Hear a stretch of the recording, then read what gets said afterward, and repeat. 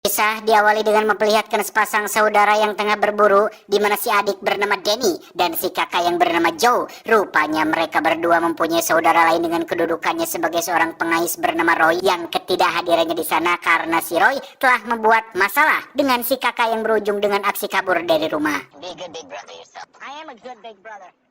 Dan inilah Roy yang setelah kabur dari rumah, dirinya pun mulai menggeluti karir sebagai seorang kurir serta bertarung di dunia bawah demi menyenangkan para orang kaya yang ingin melihat kengerian dari sebuah pertarungan tanpa aturan.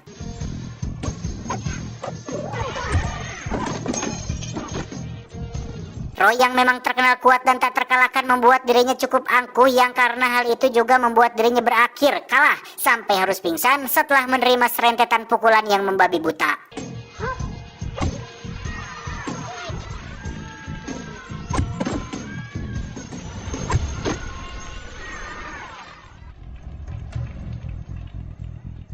Setelah sadar dari pingsannya, beberapa senjata MP5 sudah bertengger mengelilingi kepala Roy atas perintah dari seorang mafia kaya bernama Julian. Karena akibat kekalahannya, maka Julian harus kehilangan banyak uang setelah dia bertaruh atas kemenangan dari si Roy. Untuk sebuah percontohan, Julian membunuh salah satu wanita yang 1 jam lalu pernah bercumbu dengannya, di mana Roy akan melakukan sebuah pekerjaan untuk mengganti kerugian itu dengan menjadi seorang kurir yang akan mengantarkan barang berharga milik Julian.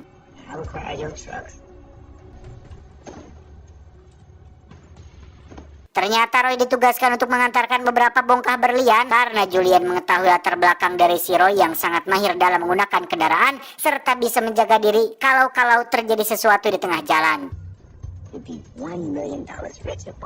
Sebagai bentuk antisipasi atas penolakan yang pasti Roy katakan, si Julian pun menyinggung saudara serta anak dan istri sang kakak yang jika dia berani menolak, maka mereka lah yang harus bertanggung jawab atas kesalahan yang dia perbuat.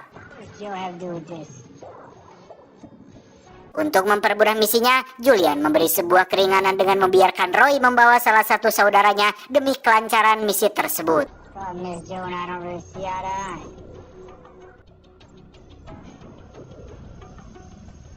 Mulai terancam dengan gertakan yang diberikan oleh Julian, Roy pun mencoba untuk menghubungi Joe kakaknya. Namun karena Joe sudah kapalang rungsing, maka dia memilih untuk mengabaikan panggilan dari si adik karena beranggapan bahwa dia hanya menghubungi saat ada butuhnya saja. Sepulangnya dari dinas, Danny menanyakan kabar kakak keduanya kepada Joe karena kali ini dia sudah terlalu lama tidak menghubungi mereka. Joe menjelaskan pada si bungsu bahwa semalam Roy menghubunginya jam 2 pagi, yang hal itu pun diabaikan karena merasa bahwa panggilan darinya merupakan sebuah drama dan jikalau dalam keadaan darurat, maka Roy akan terus menghubungi dirinya beberapa kali.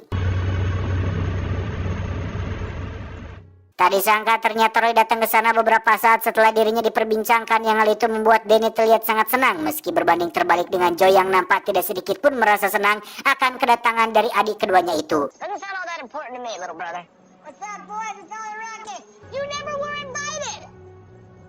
Melihat kedua kakaknya yang tidak pernah akur membuat Danny memilih untuk pergi menghampiri Roy, yang di sana si Roy malah memanfaatkan sang adik untuk menemani dirinya mengantarkan barang milik Julian. Tanpa mengetahui apapun tentang pengiriman itu, Danny akhirnya menerima tawaran dari Roy demi bisa berbincang lebih lama dengan sang kakak yang sudah lama pergi dari keluarga kecil mereka. Sebelum memulai pekerjaannya, Roy pun lantas mengajak sang adik untuk mengikuti sebuah pesta di mana mereka berdua akan mengambil uang secara instan dengan mengikuti sebuah acara fight club yang diadakan oleh beberapa orang yang kaya.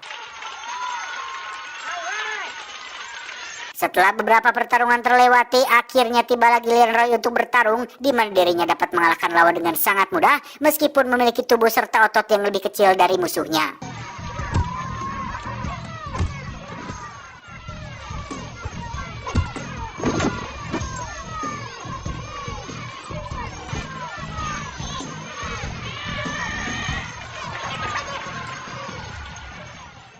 Esoknya mereka berdua langsung pergi ke tempat penjemputan, yang di sana mereka sudah ditunggu oleh adik Julian yang bernama Paul. Ini pematuknya, di mana dia mengemas ratusan potong berlian bersenilai 50 juta dolar ke dalam beberapa teh botol sebagai kedok untuk menghindari pemeriksaan serta perampokan yang bisa saja terjadi selama pengiriman dilakukan.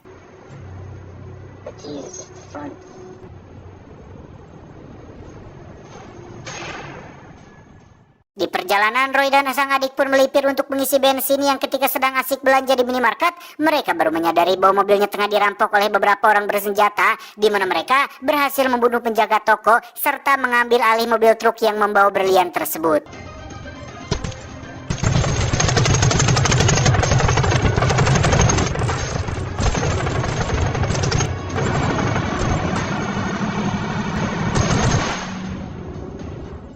Melihat sang kakak yang gundah gulana dan tidak bisa berpikir pun membuat Denny sangat iba, di mana dengan berliannya dia memberikan sebuah ide kepada si kakak untuk mengejar mereka menggunakan mobil milik si penjaga toko.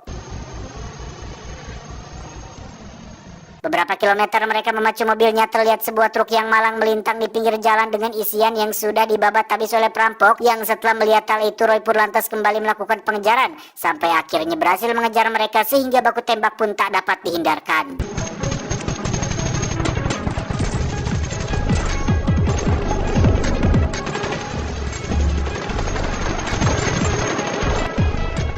Entah apa maksud dari Roy dan Denny dalam mengambil sebuah keputusan di mana mereka memilih untuk keluar paksa dari dalam mobil yang sedang melaju, meski sebenarnya tidak ada kegentingan yang terjadi seperti akan terjun ke dalam jurang atau mobil yang terindikasi akan meledak. Namun yang lebih parahnya, mobil yang tampak baik-baik saja itu pun mereka tinggalkan dan memilih untuk berjalan kaki agar lebih cepat sampai ke tempat tujuan. Sementara itu Julian yang tengah bermain-main dengan telur seseorang pun dikagetkan dengan sebuah telepon yang isi dari panggilan itu merupakan sebuah berita buruk terkait berlian miliknya yang baru saja digondol maling. Lambat laun kejadian yang terjadi di pom bensin itu pun akhirnya tercium oleh polisi, di mana mereka menemukan seonggok mayat dari penjaga pom serta sebuah mobil truk yang terbengkalai di pinggir jalan.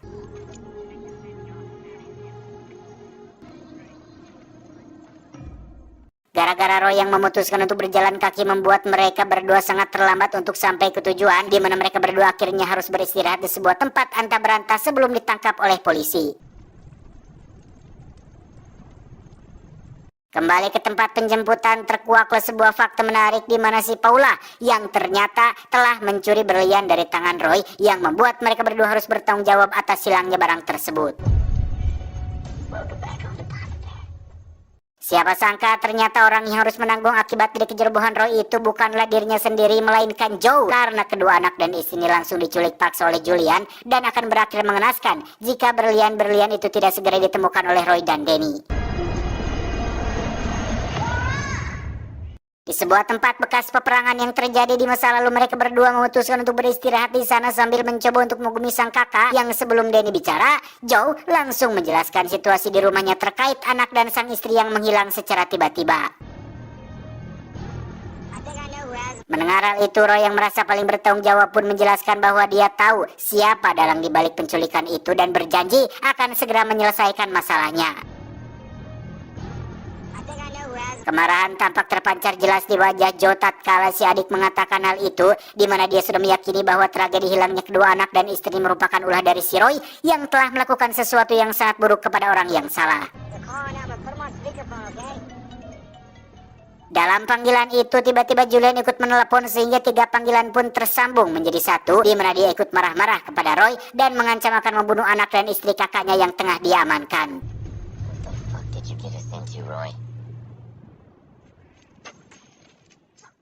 48 jam waktu yang diberikan Julian untuk menemukan kembali berliannya membuat Joe sangat panik, sehingga dia pun mulai bergegas dan mengambil seluruh senjata yang dimilikinya. Ternyata Joe bukanlah seorang kakak biasa, di mana dia ternyata memiliki ratusan senjata yang tersimpan rapi di ruangan bawah tanah tepat di bawah kandang ternak miliknya, yang setelah merasa cukup dengan senjata itu, dia pun langsung bergegas pergi menuju lokasi yang sudah dikirimkan oleh kedua adiknya saat ini. Sebelum kakaknya datang, Denny mencoba untuk memberikan sebuah petua kepada Roy bahwa dirinya sudah sangat kacau dan melewati batas, di mana dia berharap agar mereka bertiga bisa segera menyelesaikan masalah ini, dan Roy harus membuat klarifikasi serta memperbaiki kesalahannya kepada keluarga kakak tertua mereka. Malam harinya Joe pun akhirnya datang ke tempat dua adiknya berada. Yang sesampainya di sana dia langsung memukul wajah Roy dengan sangat keras serta memakinya atas kesalahan yang sudah diperbuat. Namun belum puas dia melakukan kekerasan kepada Roy, tiba-tiba sebuah notifikasi dari Julian membuat mereka terdiam seketika setelah mengetahui bahwa anak dan istri Joe masih aman di rumah Julian. Oh my god. Alright, they're alive. They're alive. Focus. Setelah Roy memberitahu kakak dan adiknya alamat dari rumah Julian yang terletak di barak daya dengan nama Palazzo Mansion, mereka bertiga lantas pergi ke alamat tersebut dengan disusul oleh dua orang polisi yang ternyata sudah mengintai aktivitas mereka selama berada di sana. Mereka pun sampai pada esok harinya yang setelah memasuki rumah itu terjadilah kerjasama epik dari mereka bertiga yang pada akhirnya berhasil membunuh hampir seluruh anak buah Julian yang tengah berjaga.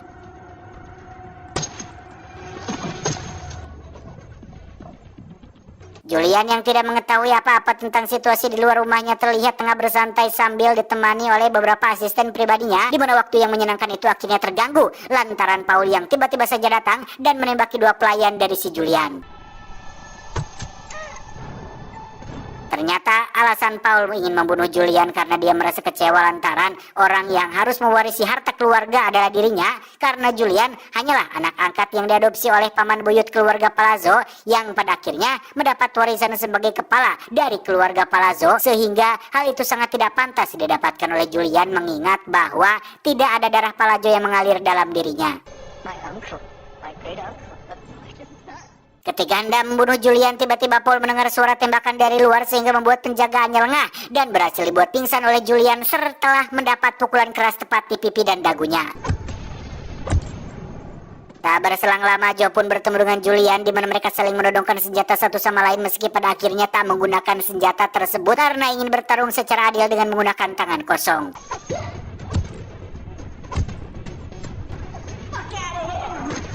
Melihat sang kakak telah terkapar, Roy malah ikut menodongkan senjatanya kepada Julian tanpa membunuhnya, sehingga Julian langsung membuat dia pingsan dengan beberapa pukulan saja. Tapi tiba-tiba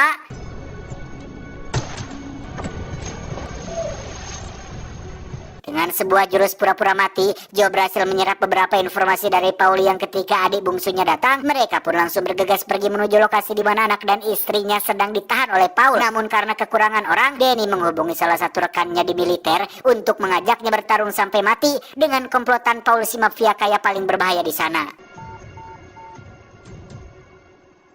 Ternyata Roy dibawa ke tempat tambang berlian milik keluarga Palazzo, di mana Paul menjelaskan kronologi dari penemuan berlian itu hingga berhasil memilikinya tanpa takut ada orang yang akan mengkhianatinya. Been in my family for years. Having a blast. Look at this shit. Hello, I'm sorry. God forgive me, bro. You don't care about the fucking diamond. Setelah mendengarkan penjelasan yang panjang tersebut, Paul menegaskan kepada Roy bahwa dia hanya ingin bersenang-senang, yang jika Roy berhasil mengalahkan satu persatu petarungnya, maka dia bisa pulang dengan membawa anak dan istri kakaknya.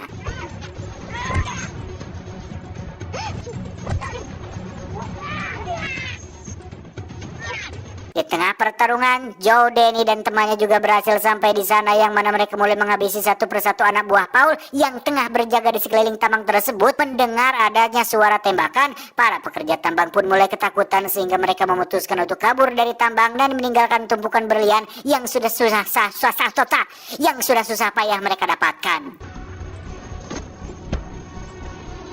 Melihat banyaknya bala bantuan yang datang untuk menyelamatkan Roy dan Sandra lainnya membuat Paul panik meski pada akhirnya dia memutuskan untuk tetap melawan meski sudah mengetahui bahwa dia sudah pasti akan kalah.